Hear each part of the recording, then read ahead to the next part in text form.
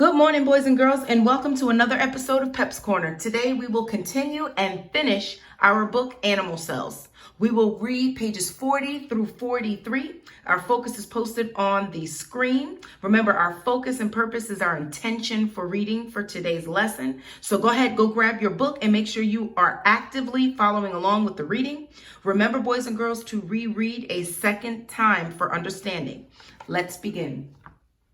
Why do cells need water? Without water, there is no life. Most animal bodies are made up of 40 to 80% water. Humans are made up of about 60% water on average throughout a lifetime. That does not mean fresh water like we drink. Our bodies mix water and minerals to make water that is about as salty as Earth's oceans. Water is a major part of our blood. It is in saliva and tears. You have water in your muscles and organs. Your body uses water to help digest food and to carry waste out of your body in urine, liquid waste, and feces, which are the solid waste. How much water is enough? Humans should drink 8 ounce glass of water each day. The reason is that your body constantly loses water from sweating, breathing, and passing waste. Water supports your cells. Without water, cells shrivel and die. Waste chemicals in the body cannot be passed in urine, and they become like poison. The body poisons itself. As lack of water progresses, organs stop working, and a person would die. Too much water is not good either.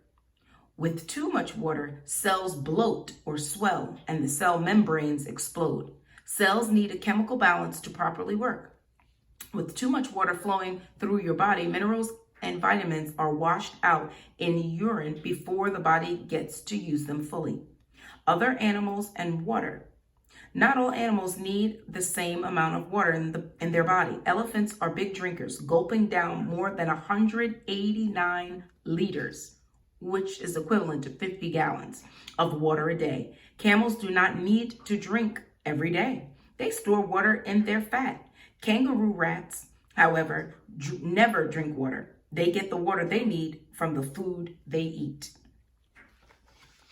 How do cells get rid of waste? Cells like a tidy environment. As they work, cells create garbage. Some of the garbage is leftover chemicals. Some waste comes from broken parts, such as damaged protein molecules.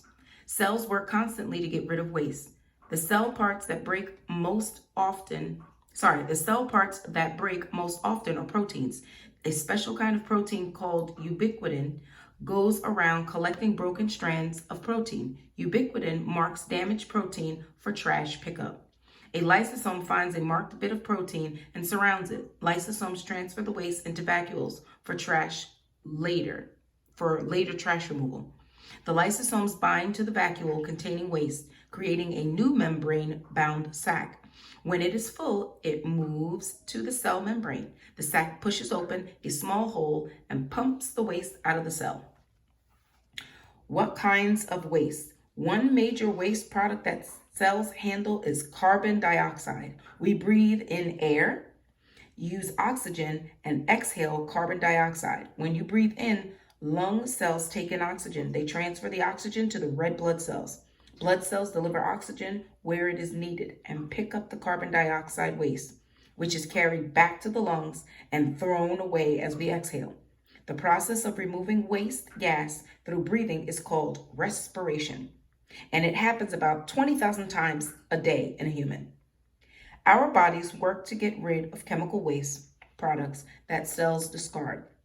Sweat and urine get rid of liquid waste and proteins. Feces carry waste, salts, dead blood cells, dead bacteria, and other cell waste. If your body no longer needs a substance, cells will find a way to get rid of it.